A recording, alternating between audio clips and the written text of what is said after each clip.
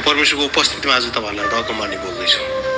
तपाईँले अब संसारको काम गर्ने दिनहरू कम्ती हुँदैछ।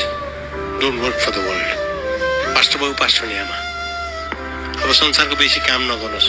हो, तपाईँलाई स्वाभिमान छ, बल छ, यस्ता जाब चस्ले दिएको पैसा किन, म आफै काम गर्छु। लेवीहरूको चाहिँ उत्तराधिकार केही पनि छैन। लेवीहरूको जग्गा जमिनको सिमाना पनि छैन, केही प्रपर्टी छैन लेवीहरूको। लेवीहरूको भोजन चाहिँ वेदीबाट आउँछ अनि परमेश्वरले लेवीहरूलाई खडा गर्दै हुनुहुन्छ। आमेन, आमेन। अब मण्डलीले पास्टर बाबुलाई पाल्नुपर्छ। हालेलुया, हालेलुया। कस्तो प्रकारले?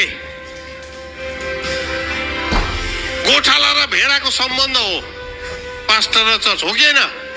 हजुर, गोठालाको भेडा, हजुर, भेडाले गोठालालाई न्यु खोजेको देख्नु भएको छ? ओइ, गोठाला खेल्छस्? आज हामीलाई राम्रो चरणमा किन लगिनुहोस्? न्यु खोजेको छैन। त्यसको मतलब गोठालाले सुक्खा मरुभूमिमा भेडा राखेर बस्नु भनेको होइन। त्यसले गर्दाखेरि नि गोठालालाई मण्डलीले, भेडाले के दिन्छ गोठालालाई?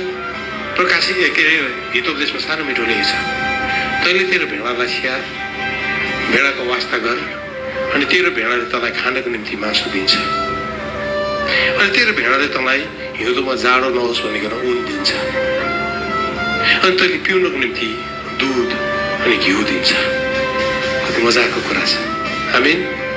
तर गोठालाले भेडालाई के गर्नु पर्यो? स्याहार्नु पर्यो।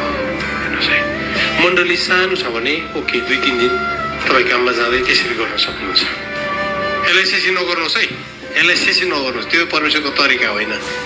इजी मनी, परमेश्वरको चाहिँ इजी मनी हुँदैन, शैतानको चाहिँ इजी, एभ्रिथिङ इजी हुनुहुन्छ। Give time to your church. तपाईँको चर्चलाई म्याक्सिमम टाइमहरू दिनुहोस्, तपाईँको चर्च ब्युटिफुल हुन थाल्छ।